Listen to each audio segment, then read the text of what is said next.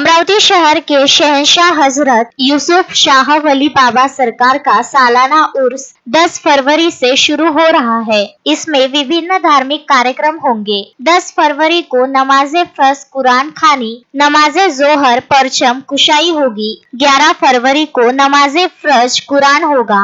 बाद नमाजे जोहर हल्का ए जिक्रन, बाद नमाजे असर सरकार का गुसल शरीफ, बाद ईशा महफिले समा होगा। 12 फरवरी के बाद नमाजे फर्ज कुरान खानी होगी। हजरत यूसुफ शाह वली बाबा सरकार का गुम्मस पर झंडा चढ़ाने के बाद दरगाह कमेटी की ओर से बाबा सरकार को शाही चादर चढ़ाई जाएगी। बाद बाबा को दरगाह कमेटी की ओर से दुआ की जाएगी कि संपूर्ण देश में अमन, चैन, सुख, शांती रहे।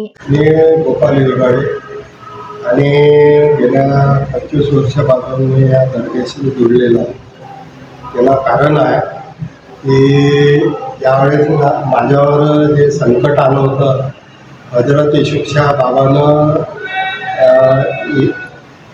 फयाज अली शाहच्या आधीचे त्याचे मोठे बंधू जो होते महबूब शाह अली, त्यांनी बाबाला दुआ केली आणि जे माझ्यावर संकट आलेलं बाबांना निवारण केलं। म्हणून मी 20 वर्षापासून या दर्ग्याशी जोडलं असल्या कारणानं ते जे मी अनेक दवाखान्यात गेलो माझ्या पत्नीला घेऊन, आणि कुठे बिमारी बरी न झाल्यामुळे म्हणून मी या दर्ग्याशी जोडलेला, बाबांना संकट निवारण केलं।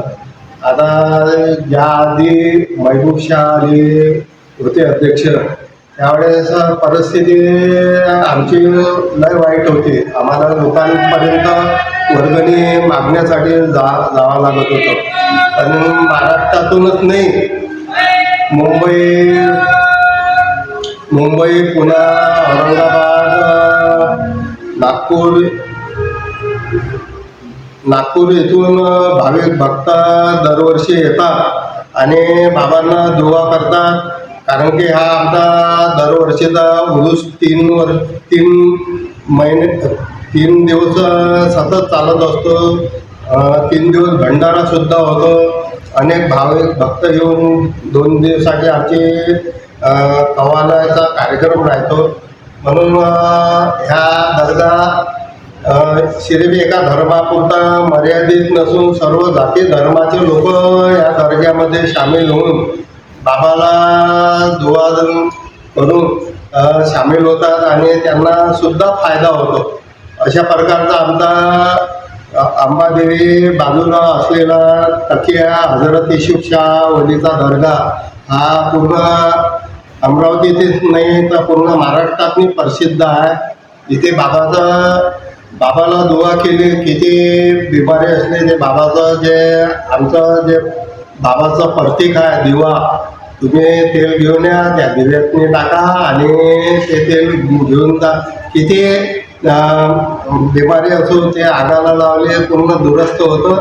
आणि सर्व भाविक भक्तांना नम्र विनंती आहे की या उरूस 3 दिवसाचा चालणारा उरूस जो आहे त्या उरूसमध्ये सामील होऊन प्रसादाचा लाभ घ्यावा अशी मी त्यांना विनंती करतो। समाचार संकलन अशोकभाई जोशी।